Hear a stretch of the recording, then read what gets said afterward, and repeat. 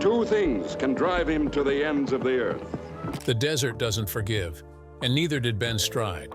7 Men from Now wasn't Hollywood's biggest Western. It wasn't shot in Technicolor, didn't have a sweeping orchestra, and it barely got a theatrical release. But what it had was raw, tight, and unforgiving. A revenge story carved down to bone. Behind the quiet gunfighter and dusty trails, the real story was just as brutal.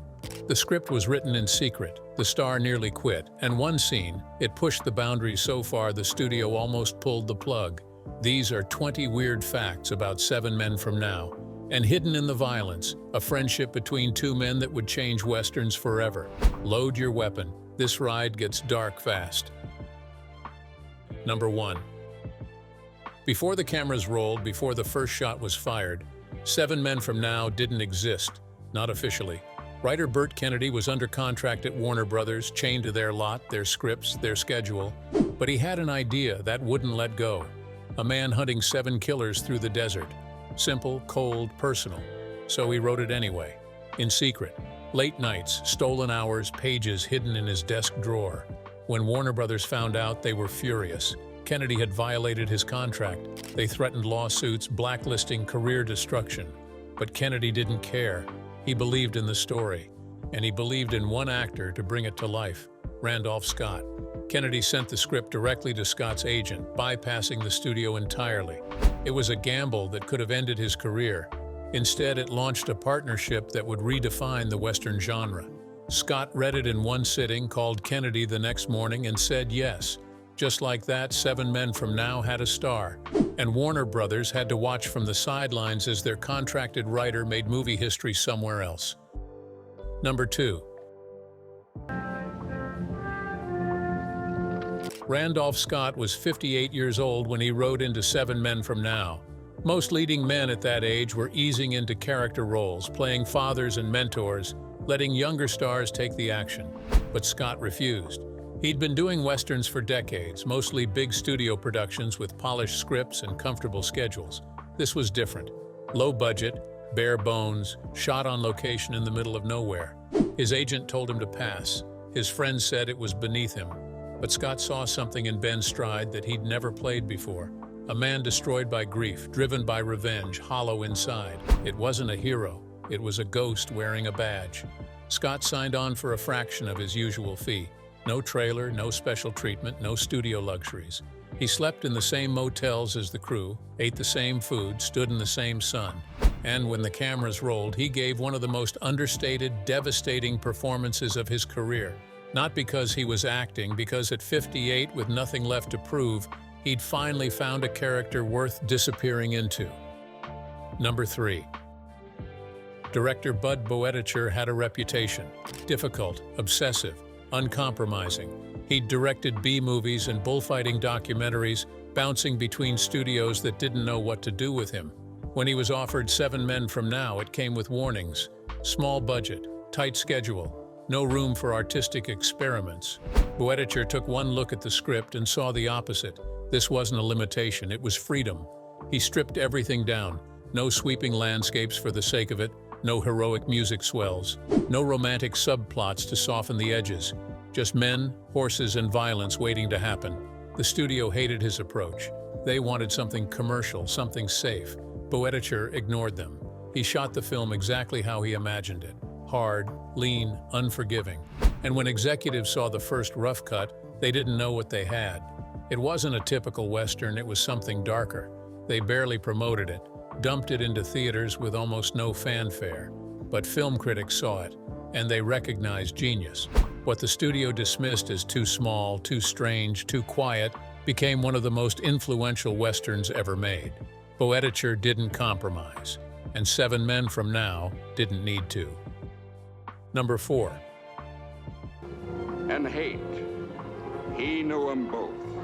Gail Russell wasn't supposed to be in the movie. The role of Annie Greer was written for someone else, an actress with a cleaner reputation and a more stable career. But Boetticher had worked with Russell before. He knew she was brilliant, fragile, and Hollywood had already started throwing her away. By 1956, Russell's career was in freefall. Alcoholism had destroyed her reputation. Studios wouldn't touch her. Insurance companies wouldn't cover her. She was 31 years old and considered finished, but Boetticher fought for her. He told the producers she was perfect for the role. A woman trapped in a loveless marriage, drawn to danger, caught between survival and desire. They resisted. Too risky, they said. Too unreliable. Boetticher made a deal. If Russell caused any problems, he'd pay for the delays himself. She showed up every day, sober, prepared, professional, and she delivered a performance so quiet, so aching, that it became the emotional center of the film. On screen, she looked haunted. Off-screen, she was fighting to stay alive. 7 Men from Now gave her one last moment of brilliance. 3 years later, she'd be dead, alone in an apartment, surrounded by empty bottles. But in this film, for just 78 minutes, Gail Russell reminded everyone why they'd fallen in love with her in the first place. Number 5. Lee Marvin almost walked off set, not because of creative differences or scheduling conflicts, because he couldn't stand Randolph Scott. Marvin played Bill Masters, the charming, dangerous outlaw who shadows Stride throughout the film. On screen, they had electric chemistry. Off-screen, they barely spoke. Scott was old school, polite, reserved, professional. Marvin was a former Marine, a drinker, a brawler who didn't have time for Hollywood manners. During the first week of shooting, the tension was suffocating. Marvin thought Scott was too stiff, too controlled. Scott thought Marvin was reckless and disrespectful. Boetticher watched them circle each other like wolves and realized something. The tension was perfect. He didn't try to fix it, he leaned into it. Every scene between them crackled with barely contained violence. That moment where Marvin smiles at Scott, all teeth and threat, that wasn't acting. That was real. By the end of filming, they developed a grudging respect, not friendship, respect, because they both understood something fundamental. The movie needed their hatred, and they were professional enough to use it. Number 6. The desert almost killed them. 7 Men from Now was shot on location in Lone Pine, California, a stretch of brutal, unforgiving terrain that had been used for westerns since the silent era. It looked perfect on camera, endless, empty, dangerous. But working there was hell. Temperatures during the day hit 110 degrees. At night, it dropped to near freezing. There was no shade, no air conditioning, no escape. The crew built makeshift shelters out of canvas and prayed for clouds. Actors filmed in full costume, wool and leather, suffocating under the sun. Water had to be trucked in daily. Cameras overheated, film stock warped. One crew member collapsed from heat exhaustion and had to be airlifted out. Boetticher refused to stop. He'd chosen this location for a reason. He wanted the environment to feel hostile, oppressive, inescapable. And the only way to capture that was to actually suffer through it. The cast hated him for it. But when they watched the finished film, they understood. The desert wasn't a backdrop. It was a character, merciless and patient, waiting for everyone to break. Number 7. There's a scene midway through the film where Stride confronts one of the killers in a small town. They talk, they circle, and then Stride shoots him. No music, no dramatic buildup, just a gunshot and a body hitting the dirt. It's over in seconds. The studio executives watched that scene in the rough cut and panicked. They said it was too abrupt, too cold, too unsatisfying. Audiences needed a proper showdown. They needed tension, dialogue, a moment where the villain realizes he's beaten. Boetticher refused to change it. He said revenge isn't theatrical. It's quick, ugly, and final. The studio threatened to recut the film without him. Randolph Scott stepped in. He told them if they changed one frame, he'd never work with them again. It was an empty threat. Scott had no contract with this studio, but his reputation carried weight, and they backed down. The scene stayed exactly as Boetticher shot it. Brutal, efficient, honest. And it became one of the most talked about moments in the film. Not because it was dramatic, because it wasn't. Number 8. The script for 7 Men from Now was 78 pages. Most westerns at the time ran 100 to 120 pages. Studios wanted longer films. More screen time meant more theater showings, more ticket sales, but Burt Kennedy wrote lean. Every scene mattered. Every line of dialogue carried weight. There was no fat, no filler, no wasted moments. When the producers saw the page count, they demanded rewrites. Add subplots, they said, give the supporting characters more depth. Throw in a saloon scene, a love triangle, something to pad the runtime. Kennedy refused. He said the story was about one man and 7 killers. Nothing else mattered. They went over his head to Boetticher. The director read the script again, then told the producers to leave it alone. The movie would run 78 minutes, not because they couldn't afford more, because it didn't need more. When 7 Men from Now premiered, critics praised its tight, unforgiving structure. No moment wasted, no scene forgotten. It proved that Westerns didn't need to be epics to be powerful. Sometimes less isn't a compromise, it's a choice. Number 9, there's barely any music in 7 Men from Now. Most Westerns of the era were drenched in orchestral scores, sweeping strings, triumphant horns, emotional cues telling you exactly how to feel. Composer Henry Vars was hired to score the film with the same approach. He wrote a full orchestral arrangement, complete with a main theme and character motifs. Then Boetticher heard it and said no. He didn't want music. He wanted silence, the sound of wind, hooves, breathing, the tension of men who might kill each other at any moment. Vars was devastated. He'd worked for weeks on the score, but Boetticher was adamant. Music would soften the film, make it safe. He wanted audiences uncomfortable, so they stripped almost everything out. What remains is sparse, minimal, used only in a handful of scenes. The rest is raw, no emotional cushion, no safety net, just the sound of the desert and the weight of what's coming. It was a radical choice, and it worked. The silence makes every gunshot, every word, every glance feel heavier, because there's nothing to hide behind. Number 10. The final shootout wasn't choreographed, at least not the way most Westerns did it. Boetticher hated the artificial ballet of staged gunfights, the poses, the dramatic draws, the clean falls. He wanted something messier, more real. So he told the stunt coordinator to throw out the plan.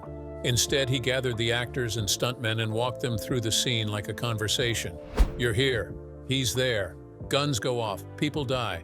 Figure it out. They improvised it in rehearsal, blocked it loosely, and shot it in wide takes with minimal coverage. No slow motion, no close-ups on hands reaching for guns, just chaos.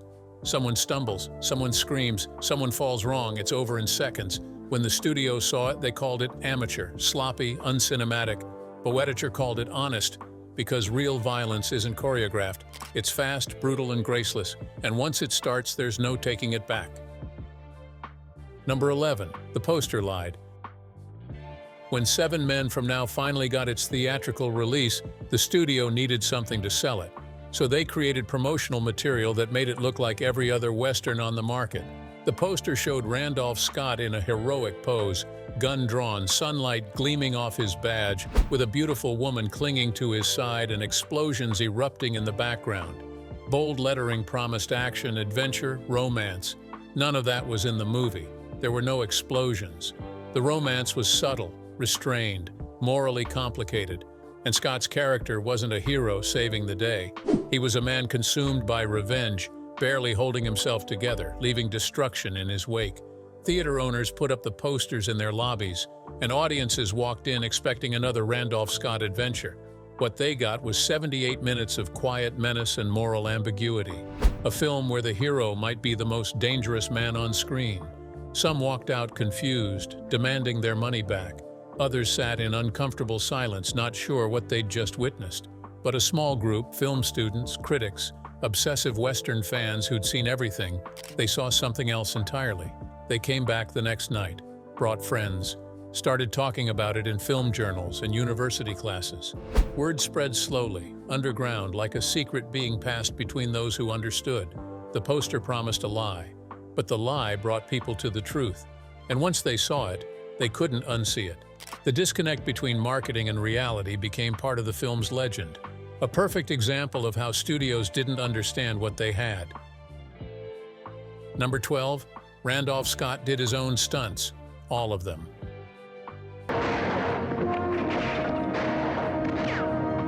At 58 years old, with a body that had been thrown from horses, slammed into saloon furniture, and beaten up in fight scenes for 3 decades, he refused a double. Insurance companies were terrified. They tried to mandate a stunt performer for the horseback sequences alone. Their actuaries ran the numbers. The risk was too high. Scott signed a waiver taking full liability, promising not to sue if he got hurt or killed. During one scene, he had to ride hard across rocky terrain at full gallop, dismount at speed while the horse was still moving, and roll behind cover as bullets kicked up dust around him. The stunt coordinator, a veteran who'd worked on dozens of westerns, begged him to let someone else do it. Scott just smiled, that thin smile of his, climbed on the horse, adjusted his hat, and did it in one take. No pads, no safety wires, no second camera for coverage. Just a 58-year-old man proving he still had it. That age was just a number if you had the will to ignore it. Later that same week, during a fight sequence with one of the 7 men, he took a real punch that split his lip open. Blood running down his chin, dripping onto his shirt. He didn't call cut. He just wiped his face with the back of his hand and asked Boetticher if they got the shot. They had. Scott nodded, grabbed a towel, pressed it to his mouth, and moved on to the next setup. No complaints, no drama. The younger actors watched in silence, suddenly aware they were working with someone from a different era. An era when stars didn't have stand-ins for the hard parts, because they knew authenticity costs something, and Scott was willing to pay whatever the price was. Number 13. There's a campfire scene where Lee Marvin's character tells a story. It's long, meandering, seemingly pointless. Just a man talking about nothing in particular while tension simmers underneath every word. The studio hated it when they saw the rough cut. They said it killed the pacing, that audiences would get restless, check their watches, lose interest. Cut it, they demanded. It doesn't advance the plot, it doesn't reveal character, it just sits there. Boetticher refused. That scene, he told them, was the entire movie distilled into 4 minutes. 2 men sitting by a fire, being polite, making small talk, while both know that before this journey is over, one of them will probably kill the other. Everything else was just the road to that moment. Marvin improvised most of the dialogue. He'd gotten half drunk the night before, sitting around a real campfire with some of the crew after shooting Wrapped, telling stories from his time in the Marines during World War II. War stories, drinking stories, stories about women and violence and luck. Boetticher overheard him from his tent, listened to the rhythm and cadence, the way Marvin could make anything sound dangerous, and thought, that's it, that's the scene. So the next morning he pulled Marvin aside and said, "Do that thing you did last night in the scene today?" Marvin looked confused. "What thing?" "That thing where you talk about nothing and everyone's terrified anyway." So Marvin did. Rambling, charming, dangerous. Never quite threatening, but never quite safe either. And Randolph Scott just listened, watching, waiting, never taking his eyes off him, not even blinking. The scene runs 4 minutes. No cuts, no music, no camera movement. Just 2 actors and the space between them, crackling with everything unspoken. Critics later called it one of the most suspenseful sequences in Western cinema. Not because of what happens, because of what might. Because you can feel the violence coiled up, ready to strike. Number 14. I don't know what you're talking about. Just do as I tell you. Maybe you better mind your own business. The rain scene wasn't supposed to exist. It wasn't in the script. There was no budget for weather effects.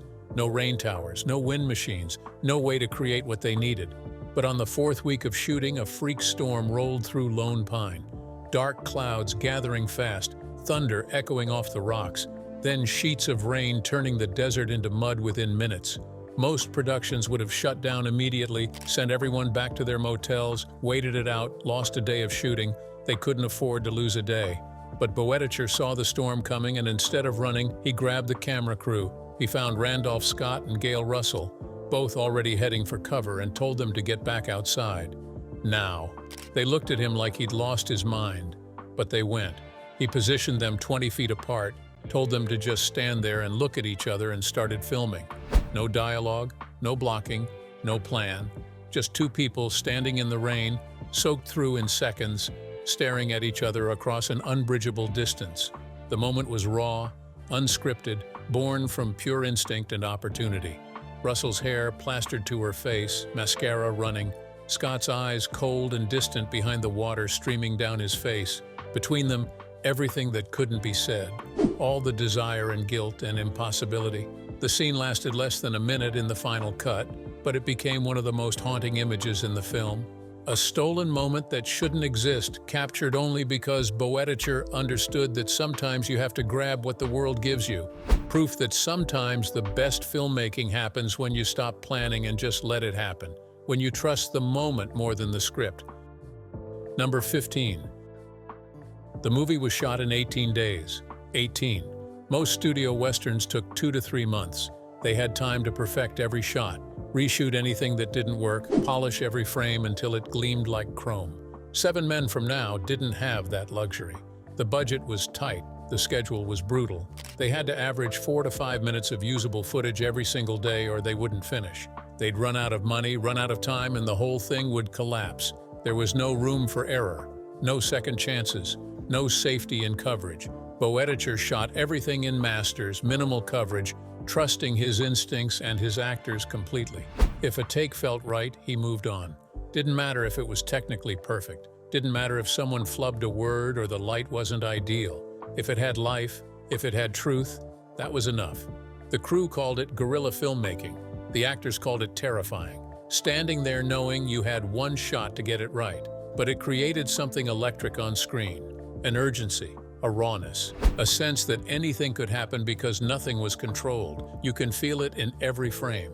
This wasn't crafted in comfort and deliberation. It was ripped out of the desert by people racing against time, heat, and money. And that desperation, that pressure, it became part of the film's DNA. Sometimes constraints don't limit art. They sharpen it. They force you to trust your instincts over your intellect, to shoot from the hip instead of aiming for perfection. Number 16. Quiet. Kind of making a man wish you was talking to him. Walter Reed played one of the 7 men Stride is hunting.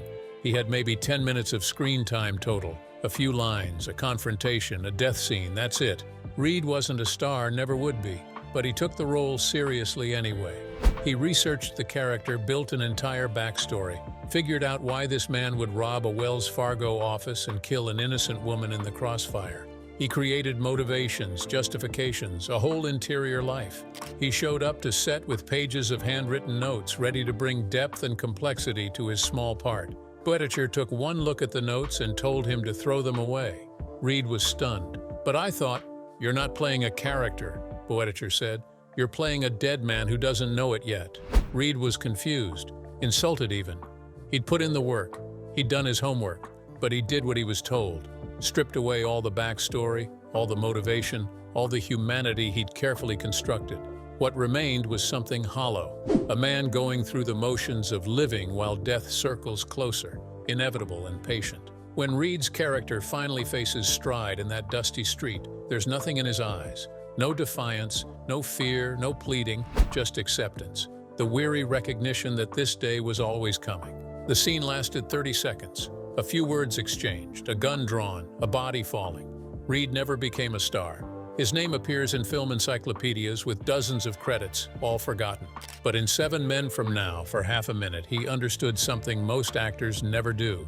Sometimes the best performance is the one you don't give, the one you strip away until only truth remains. Number 17. Love and hate. He knew him. The relationship between Stride and Annie Greer was dangerous territory in 1956. A married woman attracted to another man, scenes with stolen glances, unspoken desire, emotional infidelity simmering beneath polite conversation. The production code was still in full effect, and censors watched westerns carefully, looking for violations of moral decency. They flagged 3 scenes in 7 Men from Now. One where Annie touches Stride's arm and lets her hand linger too long. One where they stand too close in the darkness, faces inches apart. One where you can see in her eyes exactly what she's thinking, and it's not appropriate for a married woman. The studio received a letter demanding changes. Cut the scenes or reshoot them with more distance, more propriety, more moral clarity. Make sure the audience knows this attraction is wrong and won't be consummated. Boetticher said no. Those scenes were the heart of the film. The whole story was about people trapped by their choices, their loyalties, their desires. Take that away and you had nothing but gunfights and scenery. The censors pushed back harder, threatened to deny the film a seal of approval. Without that seal, most theaters wouldn't book it. Boetticher found a compromise. He'd keep the scenes exactly as shot but add one line of dialogue at the end. Annie would reaffirm her commitment to her husband, make clear she's staying in her marriage. The censors agreed. Problem solved. So Boetticher shot the additional line. Flat, unconvincing, hollow. Gail Russell delivered it like she was reading from a cue card, like the words meant nothing. And in the final cut, that hollow delivery made the whole thing more tragic, because everyone watching knew she was lying, including her. The censors approved it, gave their seal, moved on to the next film. They never understood that Boetticher had won. He'd given them exactly what they asked for while making sure the audience knew it was meaningless. Number 18. Lee Marvin hated horses, absolutely despised them with a passion that bordered on phobia. He'd been thrown, bitten, kicked, and nearly trampled on previous westerns, each incident adding to his conviction that horses were evil creatures sent to torment actors. So when he signed on for 7 Men from Now, he made one very specific request: minimal riding scenes. The producers agreed quickly, promised him most of his work would be on foot or in wagons. Then he arrived on set, read through the shooting script with scene numbers and shot lists, and realized his character was basically living on horseback for 3 weeks. Every entrance, every exit, half the scenes had him mounted. He considered quitting, seriously thought about it.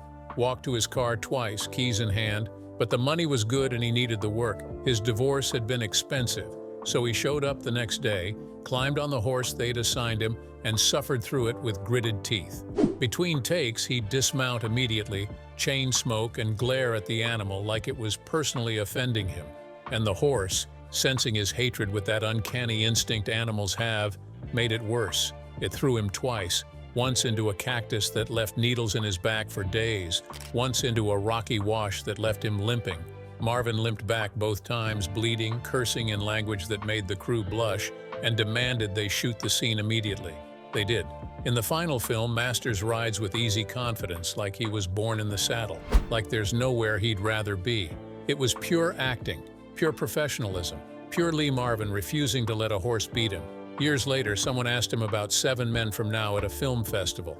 He said it was one of his favorite shoots. Great script, great director, great cast. Then he paused, took a drink, and added, "Except the damn horse. That horse was an asshole." Number 19. The film premiered in August 1956 to almost no fanfare. Small release, limited theaters, maybe 200 screens nationwide, no studio push, no premiere with searchlights and celebrities, just a quiet opening that barely registered. Warner Brothers, still bitter about losing the property and watching it get made without them, made sure their theater chains didn't book it. Spite in action. Reviews were mixed at best. Some critics called it minor and forgettable, another low-budget programmer to fill the bottom half of a double bill.